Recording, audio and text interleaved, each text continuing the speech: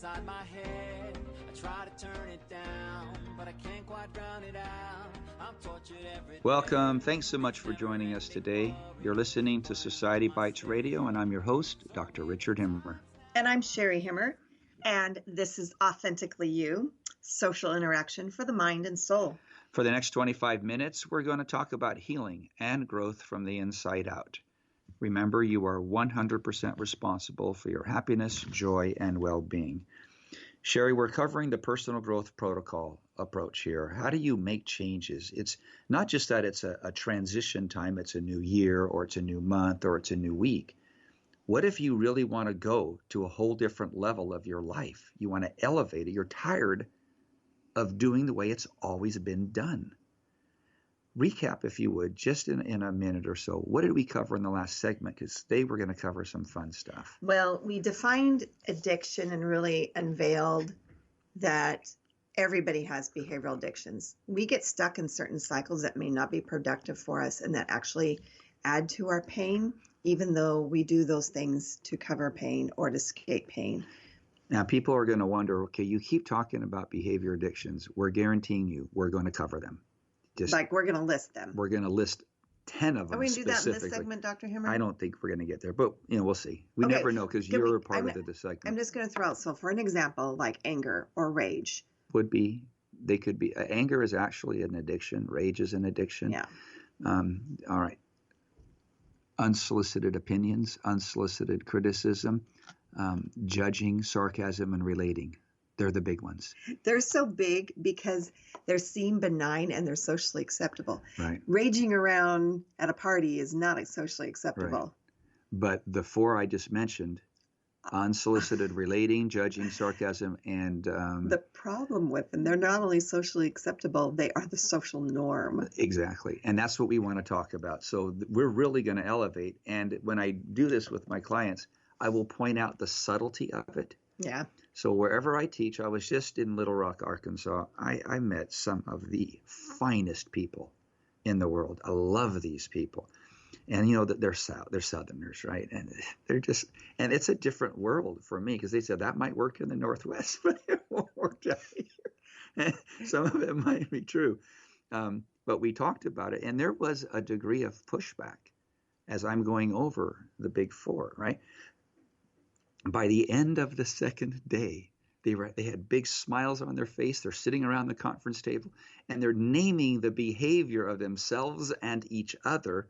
And we had all these Nerf balls, and they were throwing little balls at each other, saying, "Okay, well that was unsolicited opinions. Oh, that was relating. Oh, that was judging, and that was sarcasm." It was really fun to do it. Now we're working on asking the question, was that? So instead of a judgment and a should, you ask, well, what was that? And that's really fun. But this is subtlety, and now we're off track again. Thanks a lot. Okay, so we're going to pick this up now. At this point, because we've covered a lot of material, you might be psyching yourself up, looking for the motivation necessary to take on the challenge. I'm going to be a new me. I'm going to make changes here, and I'm going to do it differently than just setting a goal.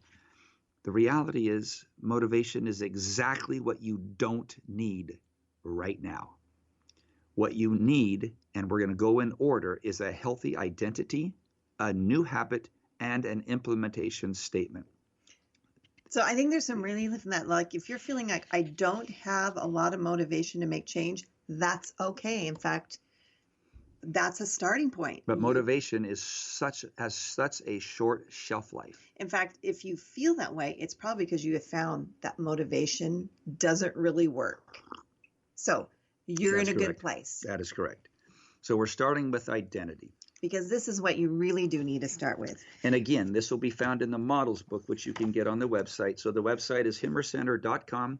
For all the podcast, it's /podcast. For some complimentary material, it's /resources. And to pick up the merchandise, the books, the models book, and Listen and Lead, it's /store. So you say Listen Lead. Listen Lead is a book you wrote several years ago. And then there's a models book that you also use with your contact that's called Models and Definitions. And by the way, this entire protocol will soon be online and soon be inside of some sort of a book format. So identity. Your identity is how you see yourself and what you believe about yourself. All behaviors based on your internal subconscious beliefs. And all beliefs are based on previous experiences and then your interpretations of those experiences. So in other words, experiences lead to beliefs and beliefs lead to behavior. That's really important to understand, that what and how you see yourself is based on an experience.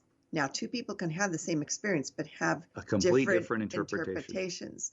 So let's take kids in school learning how to read. This is an important part because you have to have an identity as a reader. Kids go to school, they're taught how to read, or they're given books, they're given print. They go through that process and that journey of what do these symbols mean and how do they transform knowledge into their optic nerve into their brain. And I've heard some students as adults say, when I was learning to read, it was so difficult for me, it was traumatic.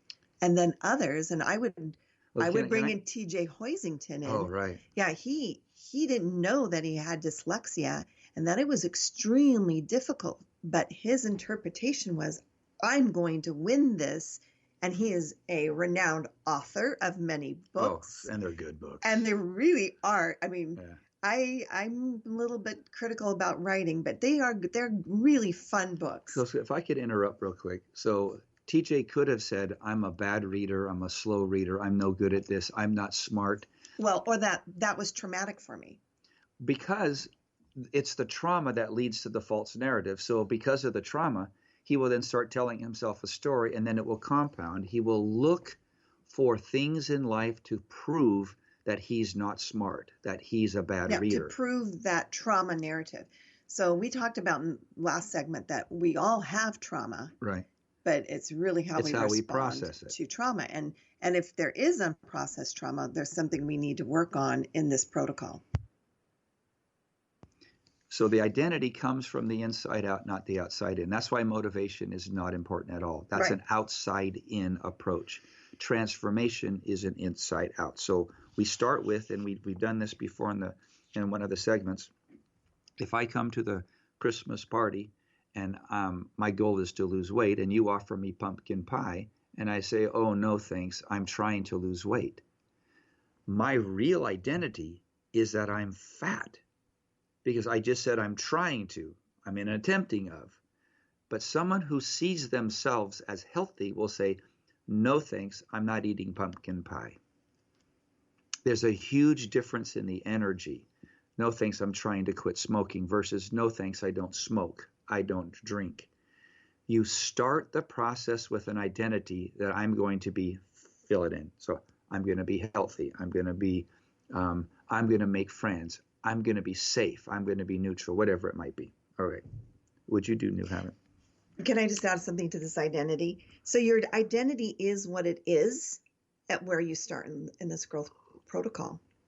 You have permission to set that identity with the what if statements. But what comes in your identity is that realization of what you believe about yourself is based on experiences and those interpretations. You might need to work on your interpretations. That's exactly what you're going to be doing through this protocol. Exactly. And that's why the awareness journal is so powerful. My goal is to get to the awareness journal in another segment or two, but it's prepped, it's primed to go, it's queued up. So, and that's a good connection right there to realize you're going to be doing something that may shift your interpretation of your experiences. Right. And in fact, the most important thing is that you need to take inventory of that interpretation. Because you can't change behavior by talking about it.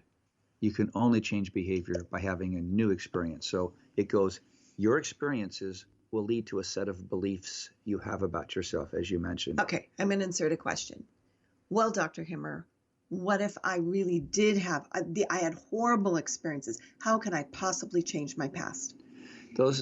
Those experiences you had were a singular event.